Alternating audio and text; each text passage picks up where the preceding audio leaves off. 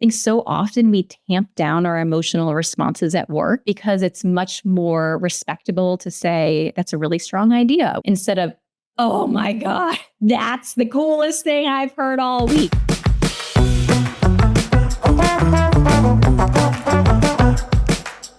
Welcome to another episode of Stickology. Today's guest is Bree Groff, a leading voice in the future of work and company culture. She's a senior advisor at the global consultancy, SY Partners, and the author of Today Was Fun, a thought-provoking read about the future of work and her mission to make sure that people enjoy every day.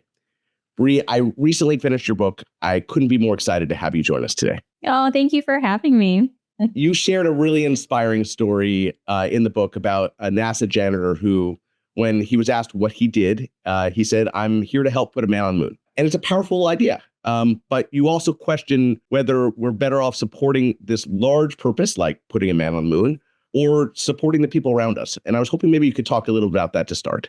I have told this story before to leadership teams and as a consultant, and it sort of riles people up, like, oh, that's beautiful. The power of purpose, the power of society shifting accomplishments.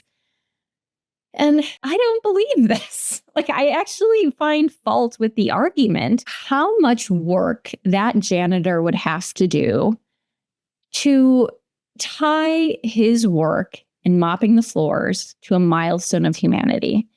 It's not necessary, because actually the work that janitor was doing is appreciated by the humans who get to walk on the clean floors. When we value society scaled ambitions over human scaled ambitions, what we end up doing is devaluing any of those one-on-one interactions where I'm mopping the floor and you walk by and you're glad to see a clean floor and you say thanks and I say my pleasure. It's overly lofty. It creates a really high bar. And then frankly, the people who sleep best at night are the CEOs and the presidents and the executive directors. All the rest of us, we have to feel like, oh, our work doesn't matter unless it's part of a grander purpose. And I just reject that. I reject that because our support and care for each other one-on-one is the most human and beautiful thing that we do. Whether you're doing high-end consulting or shoveling shit, it's about really enjoying the people that you're around, right? I think that the more you can contribute to those that you're surrounded by, the more that you're appreciated and the more that you appreciate others, because it kind of builds on itself, right? Yeah, for sure. It makes me chuckle sometimes because there's so much research about what makes humans happy in the long run. Well, surprise, surprise, it's just the people. Like, it's just our relationships that make us happy in the end. And yet we don't prioritize them when we think about work. We think about our colleagues as fellow cogs or other people that we have to, like, oh, I need to be nice to Bob so Bob returns my email so that I can send the thing I need to send on time. When in fact, if it's the relationships that mean the most, well, then why can't we think of work as something we do while we're hanging out with each other? If the hanging out with each other, enjoying each other's brilliance and creativity and friendship and laughs, if that's ultimately the driver of a happy life, why don't we call it that? And then work is something we do to keep ourselves busy. We create some value, we make some money, it's all a good time. I take issue with the word work because it has such a negative connotation, but if we could change what being at work is or feels like, maybe it wouldn't have that connotation. Let's shift gears a little bit. You talk several times throughout the book about legendary designer Milton Glaser. I actually, obviously, am familiar with his work, but I wasn't familiar with him prior to that. He's famously designed the I Love New York logo and several other icons. And he even once said that work can be better than sex. What are some of the most powerful lessons that you learned from him? So as you mentioned, Milton is sort of a character in the book. There's little snippets of my interviews with his longtime colleague, Sue Walsh, in every chapter. And the more I learned about him, I'm like, oh, he is my guide. He needs to be a character in this book. If he didn't like the people he worked with, that was a problem for him. That he had 25-year-long relationships, that for him was really not complex, that you should like the people you spend your days with. Why shouldn't work be pleasurable? And that, like, what a pleasure it is to design this poster or whatever, XYZ. They were designing a rug, and Sue randomly changed one color in the rug. Maybe this would look better. And Milton, that is the most beautiful rug. Like, he was astonished. And sometimes I have to stop and ask myself, when was the last time I felt astonishment at my work, at the world, at the people around me? It's such a unique, rare emotion, I think, because of how heightened it is. But his ability to feel that almost in his day to day is gorgeous and something we don't prioritize. Because astonishment is not productivity. Astonishment is something much more human and rich and fleeting. I wonder whether you can design for that mindset. Is that nature or nurture? In all things, I'd say a little bit of both.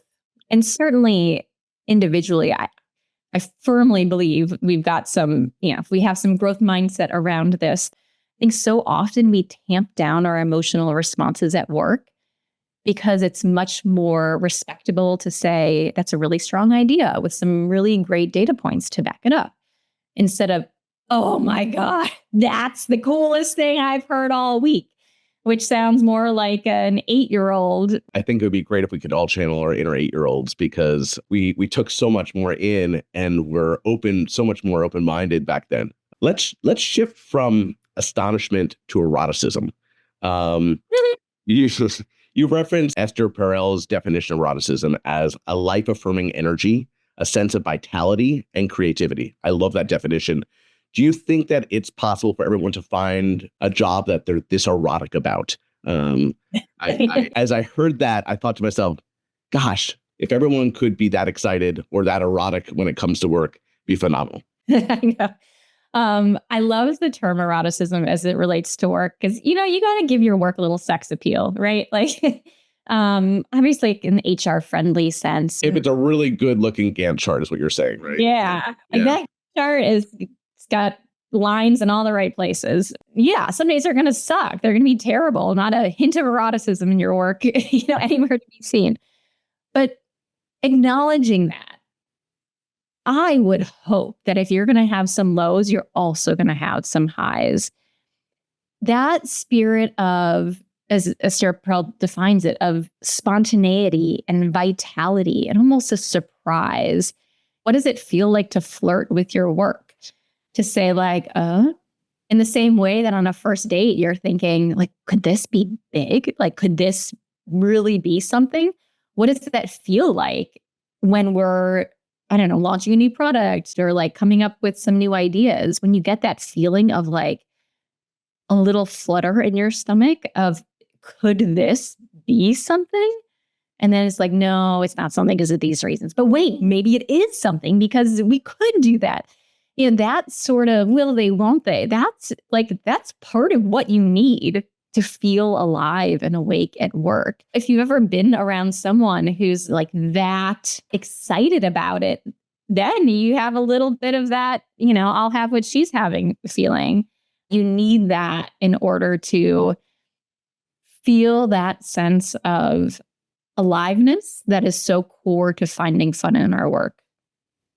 I didn't realize there was going to be a When Harry Met Sally reference in this. I know.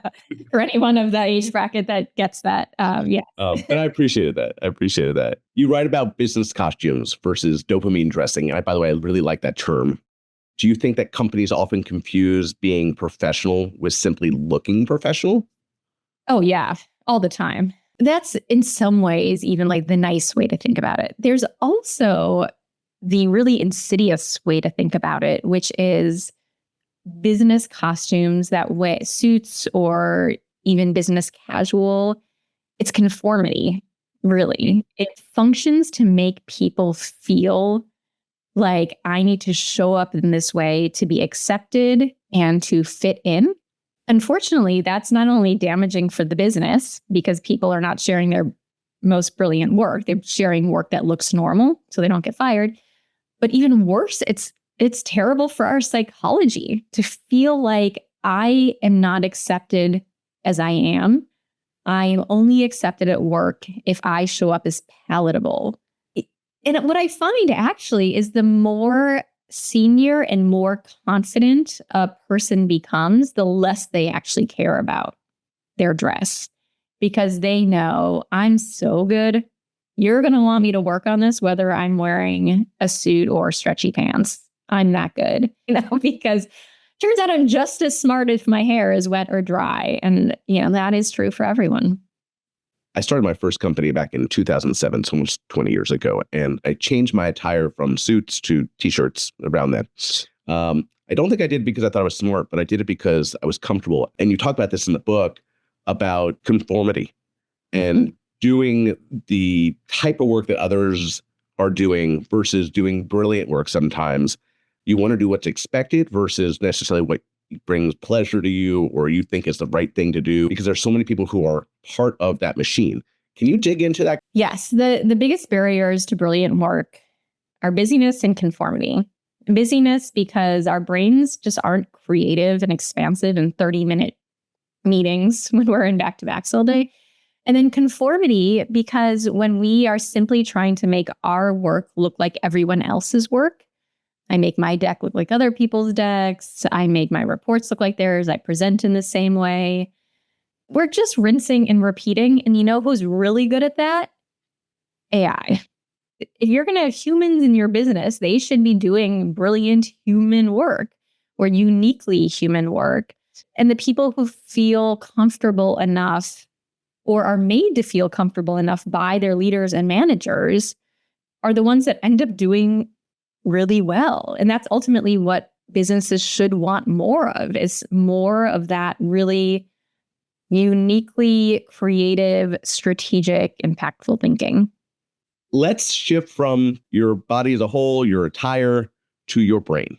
You talk a little about what we eat, how we exercise, and how important that is when we're coming to work. And I wonder if you could dig in on that a little bit. Yeah, I like to make the analogy between a concert violinist and a knowledge worker. A concert violinist, now you have trained for many, many hours a day for decades of your life. You're going to play on the Stradivarius, right? The finest instruments that you can find, cared for by artisans. Another example, you are an Olympic athlete, you're an Olympic swimmer. You are going to have all of the trainers, the nutritionists, the physical therapists helping to take care of your body because that is your instrument. But when we get to knowledge workers or brain athletes, if you will, our brains are the instrument that we're using to do our work. And yet we do not take care of them. In fact, we trash them. The scientific research is very clear and uncomplicated about what makes a brain work well, which is good sleep, good mental health, good nutrition, exercise, like all of the things you learned in fourth grade health class, still true. And yet, what's the first thing we do when we're overworked and stressed? We don't sleep at night. We say, oh, what's keeping you up at night? We skip our exercise. We skip doctor's appointments. We eat like shit. We down caffeine. You probably need a drink or two after work. We're actually trashing the one thing that allows us to do our best work. And it doesn't make any sense. So when we are prioritizing quantity of output versus quality of thought, what we're actually doing is decreasing our impact in favor of producing stuff, when really no one's sitting in a concert valuing that the violinist is going to play for 5 hours. No, you would like to sit in the concert for 1 hour and hear something badass. Same with our work, customers, clients, you don't need a lot of stuff. You need the right thinking and the right work. And so I just think it's crazy that organizations, they may give you a discount to the gym as a nod to oh, sure, wellness. But are they asking you for 80 hours of work each week and you don't have time to go to the gym? Well, that's the real problem. Better to give you the time to go to the gym, better to hire more people, better to reduce the expectations of the business to make sure that everyone is taken care of as they're taking care of the business, than to nod to the fact that they care about people, but not actually show it. And I think that's really important. You talk a little bit about things that you can control, things you cannot control. I'm curious if you can talk about why this is such an important framework when navigating your career. Oh, yeah. Know what you control, know what you can't control, know the difference. It's important because I think so often we spend our time and energy wishing something were different, being frustrated with the organization or the leadership. And honestly, it's warranted, put that in the employee survey, but it's not actually going to make our lives better. And so on a day-to-day basis, I'm a big fan of just understanding your own sphere of control and creating your own little corner of sunlight, even if it's a tornado in the rest of your organization. I guess maybe that's why I feel the need to make jokes on a regular basis. I need that. I need that sense of joy. So in the course of your work, you have for years consulted with organizations and leaders and teams. If you could whittle down years of experience to 3 things that any leader can do to build a joyful, safe, high-performing team, what would those things be? Number 1, do a check-in every day, which is just a structured way of saying, how are you? And listening. And it's a way to humanize the room. But most of all, it helps you to be a witness to each other's lives day in and day out, or week over week. Number 2, love a user manual. It's an exercise that I've used with every single team I've led. I picked up the practice in grad school. It's essentially a 1-pager on how to quote unquote operate you. So here's what brings me joy at work. Here's the people and animals important in my life. Here's how I can be misunderstood. Here's how I react to change. Here's what I'm working on at work. Here's what you can do if I'm stressed or sad. And then you fill in this 1-pager and the rest of the people on the team can read it. And then you learn about theirs. It's just the fastest way to accelerate team performance and bonding and liking each other, frankly. There's also a template on my website. You can go to breegroff.com/user manuals for a template. And then the third thing, it's really more of a technique than anything else. It's to be the narrator of your team. So as a leader, I think half the job is just narration, because people need to know, where are we in time or space? What are we all feeling? You just need to keep sort of the pipes flushed with everyone's emotions. If you don't actually talk about the business is bad, the project is stressful, or we have this new idea and we're going to have to work really hard, but it's also going to be really exciting. If you're not pushing that, formally internal comms, but informally just like talking about what's happening in the business, what happens is that you push that into the grapevine, because people are going to talk about this stuff no matter what. And as a leader, do you want that to be in the underbelly of your organization, in the grapevine of everybody's so stressed, no one's talking about it? Or do you want to just say out loud, hey, I'm feeling like, everyone just feeling really tense? I'm feeling sort of tense right now. Should we talk about why this is? You don't even have to solve it as a leader. You just have to narrate it. Here's how we're feeling. Here's what we're going to do about it. Everyone knows about the problems. At least then you carry on feeling like you're in it with each other. It's one of the greatest antidotes I know to teams feeling fractured, alone, underperforming.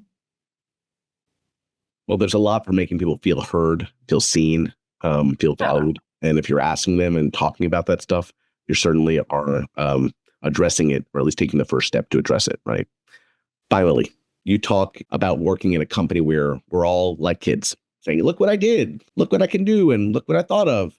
It brought a smile to my face. Can you share a little more about this to listeners as we kind of close out this session? Because I think the more that we can find our inner kids and bring those to work, I think the more pleasant, exciting, adventurous our work experiences will be. Work is inherently fun. That's what we forget. Not all parts of work. The bureaucracy is not fun. The stress of how things are going to go is not always fun. But fundamentally, I subscribe to the physics definition of work, which is just force times distance. It's just some effort that makes a difference in the world. because it's actually really fun to grow our skills. It's fun to show off our skills. It's fun to build things with other people. It's fun to build things that other people then enjoy or value. It's fun to make money. So if we can sort of settle into what is, on a very basic level, enjoyable about creating value, it's the same as a kid with a lemonade stand. Like, that's actually pretty cool. Like, oh, I'm out here. People like what I'm selling. People are giving me money for it. That's all it is. A startup is no more than like, I have a cool idea. Who wants to do it? Bree, thank you very much. This was a lot of fun. Hopefully listeners will take away as much as I did from it and apply it. And as Bree mentioned, there are a bunch of templates on her website. So read the book because they reference all of them. And thank you for joining us. I really appreciate it. Well, this was great. Thank you for the thoughtful questions and the great conversation. I had a lot of fun too, so I appreciate you hosting me. I really enjoyed today's conversation with Bree Groff. She shared her philosophy that work should be the source of joy and connection. Bree also offered 3 brilliant, immediately actionable tips for leaders. Number 1, create a user manual. Have everyone on your team write a quick guide explaining how they work, what brings them joy, and what stresses them out. This will accelerate your team's performance and their bonding. Number 2, protect the brain as an instrument. Recognize that the brain is our most critical tool. Prioritize quality of thought over quantity of output, and give employees time for proper self-care, sleep, exercise, nutrition. And number 3, reward brilliant risk. Stop rewarding safe conformity and busyness. Instead, reward ideas that are risky and different, not normal looking. This will foster true brilliance in every company. I, for one, plan to implement these ideas right away. I hope this conversation was impactful for you, the listener, as it was for me.